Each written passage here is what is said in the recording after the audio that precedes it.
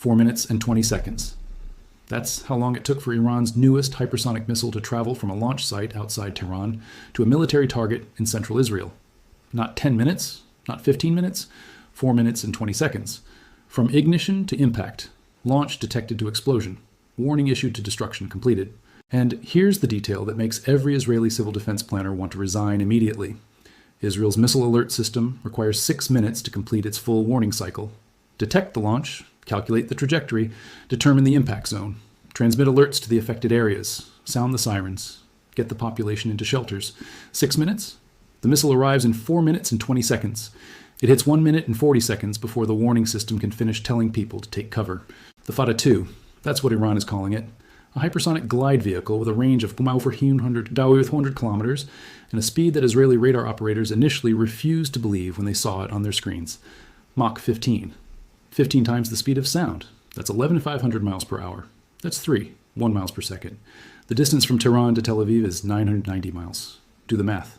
At 1 miles per second, 990 miles takes 4 minutes and 20 seconds. And there is no defensive system currently deployed in Israel or anywhere else that can reliably intercept a target moving at Mach 15 while maneuvering during its terminal approach. The Fattah-2 is not Iran's first hypersonic missile. Iran unveiled the Fattah-1 last year with Mach 13 capability and a 1,400 kilometer range. The Fattah-2 is the upgraded variant, same range, higher speed, better maneuverability, and most critically, a maneuverable re-entry vehicle that changes its flight path multiple times during descent. That last feature is what makes interception mathematically impossible with current technology. Here's how missile defense works when it works. A radar detects an incoming missile. The system calculates where that missile will be in 30 seconds, based on its current trajectory and speed. An interceptor launches toward the predicted intercept point. The interceptor arrives at that point at the exact moment the incoming missile is supposed to be there. They collide. The threat is neutralized. This works when the incoming missile follows a predictable ballistic arc. It does not work when the incoming missile changes direction mid-flight. The Fattah-2 doesn't fly a ballistic arc, it glides. After the initial boost phase, the missile separates from its rocket booster and enters a glide phase where small control surfaces adjust its trajectory continuously. Not huge course corrections, small adjustments, 5 degrees left, 3 degrees right, 2 degrees down.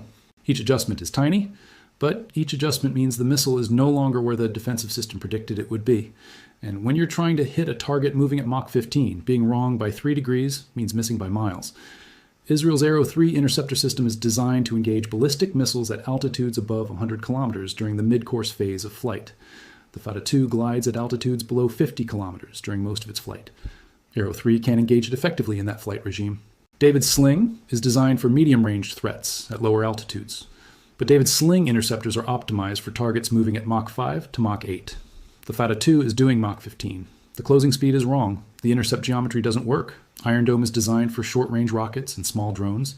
It's not even designed to attempt engagement against hypersonic missiles. The result is a missile that no deployed Israeli defensive system can reliably stop. Not because Israeli technology is bad, because the threat moves faster and maneuvers more aggressively than the systems were designed to defeat. Israel's Home Front Command operates one of the most sophisticated civilian alert systems in the world. The system is designed to detect incoming threats, calculate impact zones, and warn the affected population with enough time to reach shelter before impact. For rockets fired from Gaza, warning time is 15 to 90 seconds depending on distance. For missiles fired from Lebanon, warning time is 1 to 5 minutes. For ballistic missiles fired from Iran using traditional trajectories, warning time was 10 to 15 minutes. The alert system was calibrated for those timeframes. Sirens are positioned based on how far people can move in the available warning time. Shelter locations are designated based on distance from residential areas that can be covered in the warning window. Public messaging tells people they have time to reach shelter if they move immediately when the alert sounds. All of that assumes the warning arrives before the missile. The Fattah-2 inverts that assumption. The missile arrives before the warning completes. Not because the detection is slow. Israel's radar network detects the launch within seconds. Not because the calculation is slow. Computers calculate trajectories instantly. The delay is in the human systems that happen after detection. Alerts have to be transmitted to cellular networks. Sirens have to be activated. People have to hear the alert, process what it means, and start moving toward shelter. That process takes time, and the Fattah-2 doesn't give you that time. By the time the siren sounds, the missile has already hit. The alert becomes notification of an attack that already happened rather than warning of an attack that's coming. And notification after impact is useless. It doesn't save lives. It just tells survivors what killed the people who didn't survive. Let's walk through what actually happens during a Fattah-2 launch, from the moment Iran decides to fire to the moment the warhead detonates in Israel.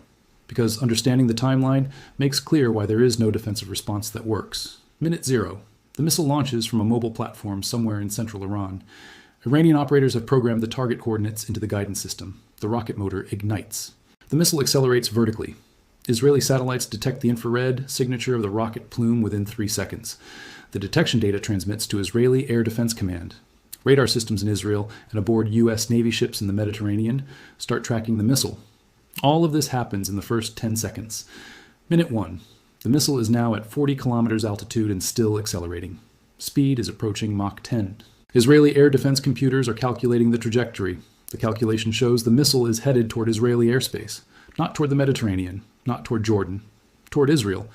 Decision protocols activate. Do we attempt intercept? Arrow 3 batteries go to ready status. But the missile is still accelerating, still climbing, and the optimal intercept window is closing. Minute 2. The missile reaches peak altitude around 50 kilometers and separates from its booster. The hypersonic glide vehicle begins its descent phase. Speed is now Mach 15. Israeli air defense makes the decision. Launch Arrow 3 interceptors. 2 interceptors fire from separate batteries. Flight time to intercept zone is 90 seconds. The Fattah-2 will be in Israeli airspace in 120 seconds. The math is tight, but theoretically possible. Minute 3. The Fattah-2 starts maneuvering. Small course adjustments using its control surfaces. The glide path is no longer the predicted ballistic arc. The Arrow 3 interceptors are traveling toward an intercept point based on the pre-maneuver trajectory. The missile is no longer going to be at that point. Israeli radar tracks the maneuvers in real time, updates the intercept calculations, and realizes the interceptors are going to miss. There is no time to launch additional interceptors. The missile is 45 seconds from impact. Minute 4. Homefront Command activates Sirens in the calculated impact zone. The Fattah-2 is now at 15 kilometers altitude, descending at Mach 15, maneuvering through its terminal approach. People in Tel Aviv hear the sirens and start moving toward shelters. The missile impacts a military command facility 20 seconds after the sirens sound. The people who were moving toward shelter when the explosion happened are still moving. They didn't make it. The warning time was 20 seconds. The time required to reach shelter from most locations in Tel Aviv is 90 seconds minimum. The attack is over 4 minutes and 20 seconds.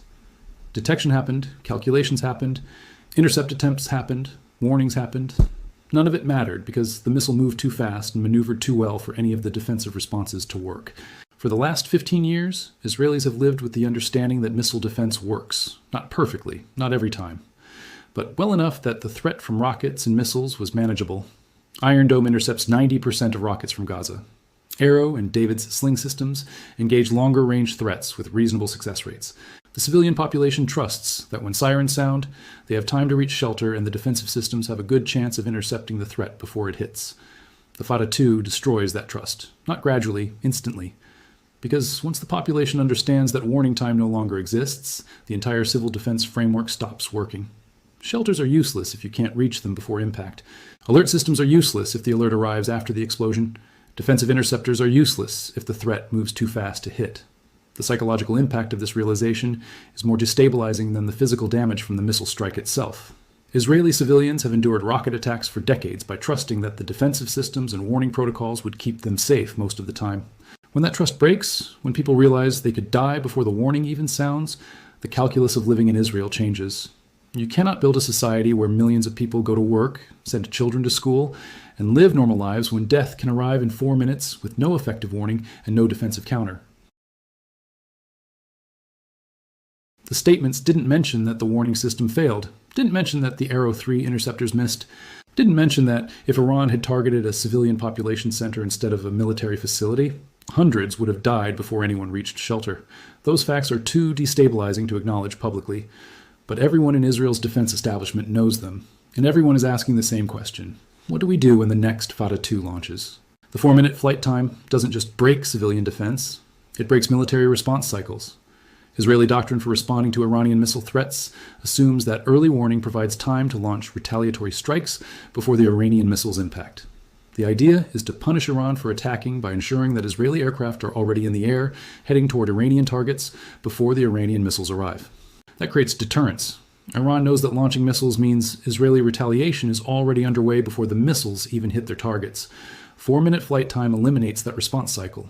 By the time Israeli commanders receive confirmation of a launch, analyze the threat, authorize a retaliatory strike, and get aircraft airborne, the incoming missile has already impacted. The retaliation happens after the damage is done, not before. That changes the deterrence calculation. Iran no longer has to worry that launching missiles triggers immediate retaliation that arrives before their attack is complete. They can launch, assess the damage, and then decide how to respond to Israeli retaliation. That's a much more favorable operational timeline for Iran than the one that existed when Israeli forces had 10 to 15 minutes of warning. The 4-minute window also compresses decision-making in ways that increase the risk of catastrophic miscalculation. When Israeli radar detects a Mach 15 object launched from Iran and headed toward Israeli airspace, commanders have 4 minutes to decide if that object is a conventional warhead or a nuclear warhead. 4 minutes to decide if this is a limited strike or the first wave of a total war scenario. 4 minutes to decide if the appropriate response is a proportional conventional retaliation or an escalation to weapons of mass destruction. Those are decisions that should never be made under 4-minute time pressure. But the Fattah-2 forces exactly that scenario. Iran's demonstration that hypersonic missiles can hit targets in 4 minutes with no effective defense is not a message for Israel alone. It's a message for every country that relies on missile defense systems and early warning networks. The United States operates similar systems. So does Taiwan. All of them are built on the same assumptions that just failed in Israel. That warning time exists, that intercept systems can engage hypersonic threats, that civilian populations can shelter before impact. China is developing hypersonic missiles with capabilities similar to or exceeding the Fattah-2. Russia already operates them. North Korea is working on them. The proliferation of hypersonic technology means that the 4-minute scenario Iran just demonstrated in the Middle East will soon be replicable in the Pacific, in Europe, and anywhere else that adversaries develop or purchase these weapons. The comfortable assumption that air defense and missile defense provide meaningful protection against modern threats is dying in real time. And no one has a replacement system that works against Mach 15 maneuvering targets, 4 minutes and 20 seconds. Faster than the alert system, faster than the intercept cycle, faster than the human decision loop.